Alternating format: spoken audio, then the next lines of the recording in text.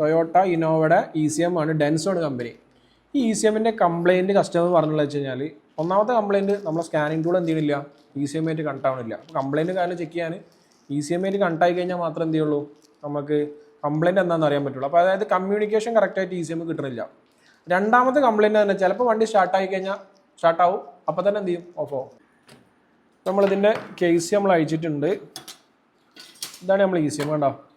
ഇതിൽ മെയിനായിട്ട് നമ്മൾ ചെക്ക് ചെയ്യേണ്ട പോർഷൻ എന്ന് പറഞ്ഞു കഴിഞ്ഞാൽ നെറ്റ്വർക്കിൻ്റെ പോർഷൻ, കമ്മ്യൂണിക്കേഷൻ ലൈനാണ് നമ്മൾ എന്ത് ചെയ്യേണ്ടത്, ചെക്ക് ചെയ്യേണ്ടത്. അതായത് CAN high, CAN low, K line, 3 communication ലൈനാണ് ECMലുള്ളത്.